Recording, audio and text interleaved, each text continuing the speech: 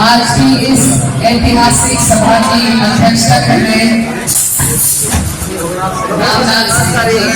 हमारे बीच में कुरुक्षेत्र से चलकर आए पूर्व सांसद हमारे मुख्य अतिथि श्री राजकुमार सैनी जी यहाँ पर मंच पर उपस्थित और बहुत खूबसूरत संचालन कर रहे बहुत ही कर्मठ और जुझारू संदीप सैनी जी, मंच पर मदन सिंह सैनी जी, परवीन सैनी जी, धर्मेंद्र सैनी जी, दिनेश सैनी जी, जोगेंद्र जी, अनुज जी,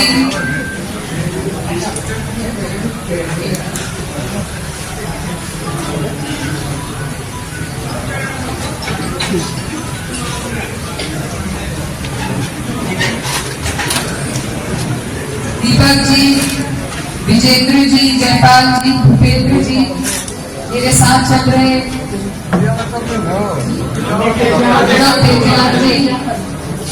साजिद हसन मेरे मामा जी, मेरे चाचा मुस्तकीम कच्ची गढ़ी से और तमाम हमारे क्षेत्र के जिम्मेदार लोग जो यहाँ पर मौजूद हैं, आप सभी का मैं इस्तकबाल करती हूँ। आप सभी को नमस्कार, अस्सलाम वालेकुम।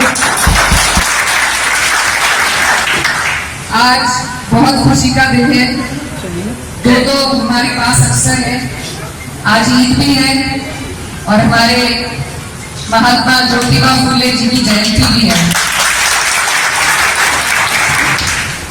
तो इन दोनों ही खूबसूरत अवसरों के मौके पर आप सभी को ढेर सारी शुभकामनाएं। और आज का दिन आपकी सभा से और भी ज्यादा ऐतिहासिक हो जाता है। टकराना जरूरी है, उसूलों पर जब आ जाए तो टकराना जरूरी है, जिंदा हो तो जिंदा नजर आना जरूरी है।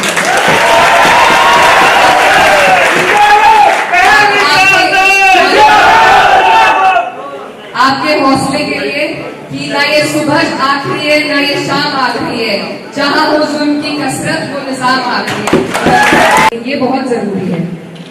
आज पूरे देश भर में चुनाव का दौर है।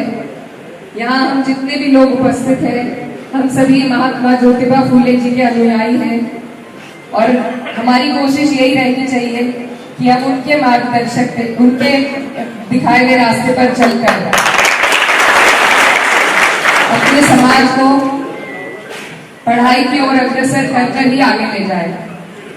आज हमारे बीच में कुरुक्षेत्र से चलकर आए राजकुमार सैनी जी, जिन्होंने बहुत ही अच्छी बात अपने भाषण में आपको और हमें समझाने का प्रयास किया, कैसे ये जो सरकार है ये समाज का हित नहीं चाहती है, चाहे उसमें कोई भी वर्ग हो, कोई भी समाज हो।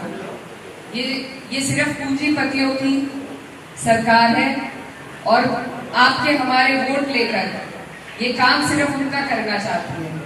आज सबके सामने इनका पर्दाफाश हो चुका है।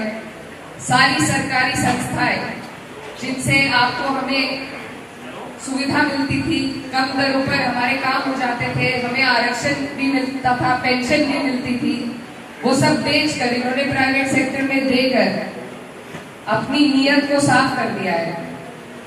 ये लोग नहीं चाहते कि हमें इनकी तरफ से कुछ भी लाभ पहुंचे, तो हमारा प्रयास यही रहना चाहिए कि ऐसे लोगों को जिनको हमने ही सत्ता पर बिठाया है, उनको अब सत्ता से हटाने का हम काम करेंगे। 10 साल से डबल इंजन की सरकार आपने हमने देखी, क्या लाभ आपको मिला, क्या लाभ हम तक पहुंचा, ये आपके सामने है। कोई ऐसी इनकी नीति नहीं है जिससे किसी गरीब आदमी को फायदा पहुंचाओ, कोई ऐसे संस्थाएं इन्होंने नहीं बनाई जिससे हमें एजुकेशन में रास्ता दिखे, महिलाओं के लिए हो चाहे पिछड़े वर्ग के लिए हो। ये लोग सारा वोट लेकर हमें आपस में लड़ाकर सिर्फ सत्ता हथियाने के इनकी मंशा है। तो यहाँ पर जागरूक लोग उपस्थित हैं, आप लोग सब समाज के हितैषी हैं, आपके दिल में समाज की चिंता है, इसलिए आप सबसे मेरा यही आग्रह है कि हम बूंद बूंद से ही दरिया को रोक सकते हैं।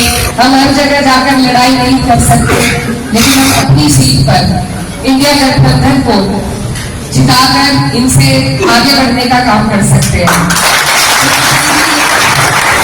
जितनी भी हमारी इंडिया गठबंधन की सीटें हैं उन पर हमारा यही प्रयास है कि हम लोगों को जोड़े, छत्तीस बिरादरी को जोड़े, उन्हें जागरूक करें कि आज तक उनको मिला क्या है, सरकार से क्या मिला है।